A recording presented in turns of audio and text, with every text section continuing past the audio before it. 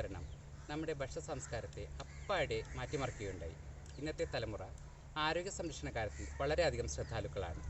Super മാർക്കറ്റുകളിലും മാളുകളിലുമെല്ലാം ധാരാളം ജൈവ ഉൽപ്പന്നങ്ങൾ ഇന്ന് ലഭ്യമാണ്. അവയ്ക്കെല്ലാം തന്നെ വൻ ഡിമാൻഡും ഉണ്ട്. ജൈവ ഉൽപ്പന്നങ്ങൾ എങ്ങനെ ഉൽപ്പാദിപ്പിക്കുന്നു എന്നതിനെക്കുറിച്ചൊരു ക്ലാസ്സാണ് ഇന്ന് നാം ഈ സെഷനിൽ ഉദ്ദേശിച്ചിരിക്കുന്നത്. നമുക്ക് ക്ലാസ്സിലേക്ക് കടക്കാം. ഓർഗാനിക് ഫാമിംഗ് അഥവാ ജൈവകൃഷി. Organic farming is the production of crops and livestock without the use of synthetic chemicals and inorganic fertilizers. അതായത് കൃത്രിമ രാസവസ്തുക്കളോ രാസവളങ്ങളോ ഉപയോഗിക്കാതെ വിളകൾ ഉൽപ്പാദിപ്പിക്കുന്ന കൃഷിരീതിയെ ജൈവകൃഷി എന്നറിയപ്പെടുന്നു. ജൈവകൃഷി സമ്പ്രദായത്തിൽ രാസവളങ്ങളുടെയും രാസകീടനാശിനികളുടെയും ഹോർമോണുകളുടെയും മറ്റും ഉപയോഗം കർശനമായി തടഞ്ഞിരിക്കുന്നു. ഈ കൃഷി സമ്പ്രദായത്തിൽ വിളകൾ ഉൽപ്പാദിപ്പിക്കുന്നതിന് കാലിവളം, കീടാണുവളങ്ങൾ, പച്ചിലവളങ്ങൾ തുടങ്ങിയവ ഉപയോഗപ്പെടുത്തി വരുന്നു. ഇവ കൂടാതെ വിള പരിക്രമണം, സമ്മിശ്ര കൃഷി, സംയോജിത കീടരോഗ നിയന്ത്രണം തുടങ്ങിയവയും ഇതിൽ ഉൾപ്പെടുത്തിയിരിക്കുന്നു. ഇനി ഇന്ത്യയിലെ ജൈവകൃഷിയുടെ ചരിത്രം ഒന്ന് പരിശോധിക്കാം. 1960 മുമ്പ് നമ്മുടെ രാജ്യത്ത് ഭക്ഷ്യക്ഷാമം നിലനിന്നിരുന്നു. ഈ ഭക്ഷ്യക്ഷാമം പരിഹരിക്കുന്നതിനായി മറ്റു രാജ്യങ്ങളിൽ നിന്നും ഭക്ഷ്യധാന്യങ്ങൾ നമ്മുടെ നാട്ടിലേക്ക് ഇറക്കുമതി ചെയ്യുകയായിരുന്നു പതിവ്.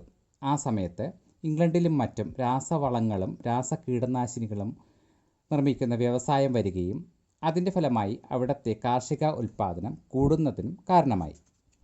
ക്രമേണ 20-ാം നൂറ്റാണ്ടിൻ്റെ പകുതിയോടെ കാർഷിക യന്ത്രവൽക്കരണം വരികയും അത് വളരെ പ്രചാരത്തിലാവുകയും ചെയ്തു. കൂടുതൽ മെച്ചപ്പെട്ട ജലസേചന മാർഗങ്ങൾ കാർഷിക രംഗത്ത് കടന്നു വരികയും അത്യുൽപാദന ശേഷിയുള്ള വിളയിനങ്ങൾ ഇന്ത്യയിലേക്ക് കൊണ്ടുവരികയും 1967-68 കാലഘട്ടത്തിൽ നമ്മുടെ ഭക്ഷ്യോൽപാദനം കൂടുന്നതിന് ഇത് കാരണമാവുകയും ചെയ്തു. ഇത് ഹരിത വിപ്ലവം എന്ന പേരിൽ അറിയപ്പെടുന്നു. ഹരിത വിപ്ലവത്തിൽ വിള ഉൽപാദനത്തിനായി ധാരാളം രാസവളങ്ങൾ രാസകീടനാശിനികളും മറ്റും ഉപയോഗിച്ചതിനാൽ മനുഷ്യനിലും മൃഗങ്ങളിലും മറ്റും ക്യാൻസർ പോലെയുള്ള മാരക രോഗങ്ങൾ ഉണ്ടാകുന്നതിനും അന്തരീക്ഷം, വായു, മണ്ണ് തുടങ്ങിയവ മലിനമാകുന്നതിനും കാരണമായി.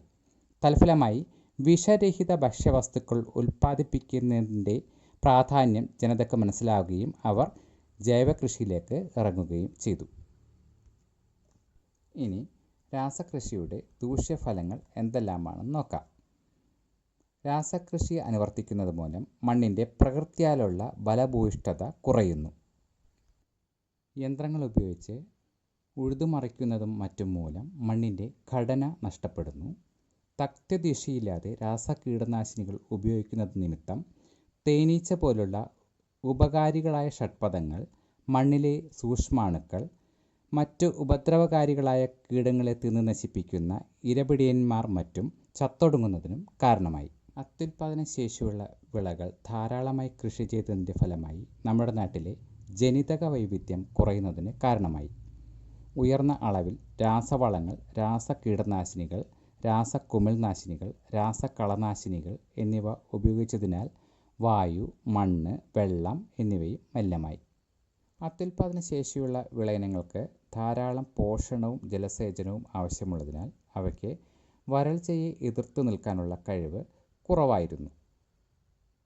പല രാജ്യങ്ങളിൽ നിന്നും വിളയിനങ്ങൾ ഇന്ത്യയിലേക്ക് ഇറക്കുമതി ചെയ്തതിൻ്റെ ഭാഗമായി ചിലയിനം കളകളും കീടങ്ങളും അവയോടൊപ്പം നമ്മുടെ നാട്ടിലേക്ക് അറിയാതെ വന്നുവിട്ടു.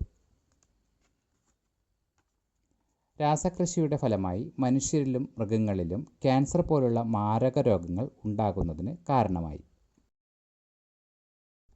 ഇന്ത്യയിലെ ജൈവകൃഷിയുടെ അവസ്ഥ എന്താണെന്ന് പരിശോധിക്കാം. കേരളത്തിനെ കൂടാതെ ഉത്തരാഖണ്ഡ്, സിക്കിം, ഗുജറാത്ത്, രാജസ്ഥാൻ, കർണാടക, ഹിമാചൽ പ്രദേശ്, ഉത്തർപ്രദേശ്, മധ്യപ്രദേശ് തുടങ്ങിയ സംസ്ഥാനങ്ങളിലും ജൈവകൃഷി ചെയ്തു വരുന്നു.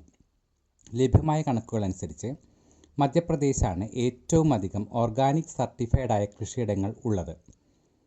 2016 സിക്കിമാണ് ഇന്ത്യയിലെ ആദ്യത്തെ പൂർണ്ണ ജൈവകൃഷി സംസ്ഥാനമായി പ്രഖ്യാപിച്ചത്. ഇനി നമുക്ക് രാസകൃഷിയും ജൈവകൃഷിയും തമ്മിലുള്ള പ്രധാന വ്യത്യാസങ്ങൾ എന്തൊക്കെയാണെന്ന് പരിശോധിക്കാം. രാസകൃഷിയിൽ ലാഭം മാത്രമാണ് നാം ഉന്നം വയ്ക്കുന്നത്. എന്നാൽ ജൈവകൃഷിയിൽ പരിസ്ഥിതിയെ കൂടി പരിഗണിച്ചാണ് നാം കൃഷി ചെയ്യുന്നത്. രാസകൃഷിയിൽ മണ്ണിൻ്റെ ഫലഭൂയിഷ്ഠത കുറഞ്ഞു വരുന്നതായി കണ്ടുവരുന്നു. എന്നാൽ ജൈവകൃഷിയിൽ ഫലഭൂയിഷ്ഠത കൂടുന്നതായി കാണുന്നു. രാസകൃഷിയിൽ മലിനീകരണം ഇല്ല. എന്നാൽ രാസകൃഷിയിൽ വായു, ജലം, മണ്ണ് തുടങ്ങിയ മലിനീകരണങ്ങൾ വളരെ കൂടുതലാണ്. രാസകൃഷിയിൽ സസ്യപോഷണത്തിനായി രാസവളങ്ങൾ ഉപയോഗിക്കുകയും സസ്യസംരക്ഷണത്തിനായി രാസകീടനാശിനികളും കുമിൾനാശിനികളും കളനാശിനികളും ഉപയോഗപ്പെടുത്തുകയും ചെയ്യുന്നു.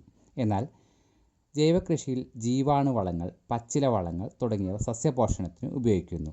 സസ്യസംരക്ഷണത്തിന് ജൈവിക മാർഗങ്ങൾ മാത്രം ഉപയോഗിക്കുന്നു. കളനിയന്ത്രണം കാർഷിക രീതിയിലൂടെയോ പണിക്കാരെ പ്രയോജനപ്പെടുത്തി കൈകൊണ്ട് പറിച്ചു മാറ്റുകയോ ചെയ്യുന്നു. രാസകൃഷിയിലൂടെ ഉൽപ്പാദിപ്പിക്കുന്ന പച്ചക്കറികൾ, പഴങ്ങൾ, ധാന്യങ്ങൾ തുടങ്ങിയവയിൽ അവയിൽ ഉപയോഗിക്കപ്പെട്ടിട്ടുള്ള രാസവസ്തുക്കളുടെ അംശങ്ങൾ കണ്ടുവരുന്നു. എന്നാൽ ജൈവ ഉൽപ്പന്നങ്ങളിൽ ഇത്തരം പ്രശ്നങ്ങൾ കണ്ടുവരുന്നില്ല. ഇന്ത്യയിൽ ജൈവ കൃഷിയിലൂടെ ഉൽപ്പാദിപ്പിക്കപ്പെടുന്ന വിളകൾ ഏതൊക്കെയാണെന്ന് നോക്കാം. സീരിയൽസ് അഥവാ ധാന്യങ്ങളിൽ റൈസ്, വീറ്റ്, മെയ്സ്, അതായത് നെല്ല്, ഗോതമ്പ്, ചോളം. മില്ലറ്റ്സ് അഥവാ ചെറുധാന്യങ്ങളിൽ ബാജ്റയും റാഗിയും. പൾസസ് അല്ലെങ്കിൽ പയറുവർഗ്ഗത്തിൽ റെഡ് ഗ്രാം തുരപ്പരിപ്പ്, ബ്ലാക്ക് ഗ്രാം ഉഴുന്ന്, ബംഗാൾ ഗ്രാം കടല, ഗ്രീൻ ഗ്രാം ചെറുപയർ. ഫ്രൂട്ട്സ് ഫലങ്ങളിൽ ബനാന, വാഴപ്പഴം, മാംഗോ, മാങ്ങ, ഓറഞ്ച് തന്നെ, പൈനാപ്പിൾ തുടങ്ങിയവ. വെജിറ്റബിൾസിൽ അഥവാ പച്ചക്കറികളിൽ ടൊമാറ്റോ, തക്കാളി, ചില്ലി, പച്ചമുളക്, കൗപ്പി, പയർ, ഓക്ര, വെണ്ടയ്ക്ക, ക്യാബേജും കൂടാതെ ഒനിയനും. ഓയിൽ സീഡ് ക്രോപ്സിൽ മസ്റ്റാർഡ് അല്ലെങ്കിൽ കടുക്, സൺഫ്ലവർ, സൂര്യകാന്തി, ഗ്രൗണ്ട്നട്ട്, നിലക്കടല, സെസാം, എള്ള് തുടങ്ങിയവയും. സ്പൈസസിൽ കാർഡമം അഥവാ ഏലക്ക, പെപ്പർ, കുരുമുളക്, ടർമറിക്, മഞ്ഞൾ, വാനില, ക്ലോവ് അഥവാ കരയാമ്പൂ തുടങ്ങിയവയും ഉൽപ്പാദിപ്പിക്കുന്നു. അടുത്തതായി പ്ലാന്റേഷൻ ക്രോപ്സ് അഥവാ നാണ്യവിളകൾ. തേയിലയും കോഫിയുമാണ് ഇന്ത്യയിൽ കൂടുതലായിട്ട് ഉൽപ്പാദിപ്പിക്കപ്പെടുന്നത്. ഫ്ലവർ ക്രോപ്സ് അതായത് പൂക്കൾ, റോസ്, ജർബറ, മറിഗോൾഡ്, കാർണേഷൻ തുടങ്ങിയവ ആണ് ഈ ഗ്രൂപ്പിൽ ഉൾപ്പെടുന്നത്. കുലിനറി ഹെർബ്സ് എന്ന ഗ്രൂപ്പിൽ വരുന്നത് പെപ്പർമിൻറ്റ്, അതുപോലെ പാസ്ലി എന്നറിയപ്പെടുന്ന 2 സസ്യങ്ങളാണ് ഇന്ത്യയിൽ ഏറ്റവും കൂടുതലായി ജൈവമാർഗത്തിലൂടെ ഉൽപ്പാദിപ്പിക്കപ്പെടുന്ന കുലിനറി ഹെർബ്സ്. ഷുഗർ ക്രോപ്സ് വരുന്നത് ഒന്നാണ് ഷുഗർ കെയിൻ. ആ ഷുഗർ കെയിനാണ് ഇന്ത്യയിൽ ഏറ്റവും അധികമായിട്ട് ഉൽപ്പാദിപ്പിക്കപ്പെടുന്നത് ജൈവകൃഷിയിലൂടെ. ഫൈബർ ക്രോപ്സിൽ പരുത്തി അഥവാ കോട്ടൺ, മെഡിസിനൽ പ്ലാന്റ്സിൽ അശ്വഗന്ധയും ബ്രഹ്മിയും, അതുപോലെ തന്നെ അറോമാറ്റിക് പ്ലാന്റ്സിൽ ലെമൺ ഗ്രാസ് അഥവാ ഇഞ്ചിപ്പുല്ല്, രണ്ടാമത്തെ ഒന്നാണ് പാമറോസ. ഇത്രയുമാണ് ഇന്ത്യയിൽ ഏറ്റവും കൂടുതൽ ജൈവമാർഗത്തിലൂടെ ഉൽപ്പാദിപ്പിക്കപ്പെടുന്ന വിളകൾ. ജൈവകൃഷിയെക്കുറിച്ചുള്ള ഈ സെഷൻ നിങ്ങൾക്കെല്ലാം മനസ്സിലായി കാണും എന്ന് വിചാരിക്കുന്നു. ഇതേക്കുറിച്ചുള്ള കൂടുതൽ വിവരങ്ങൾ തുടർന്ന് വരുന്ന ലക്കങ്ങളിൽ പ്രതീക്ഷിക്കാം. നന്ദി.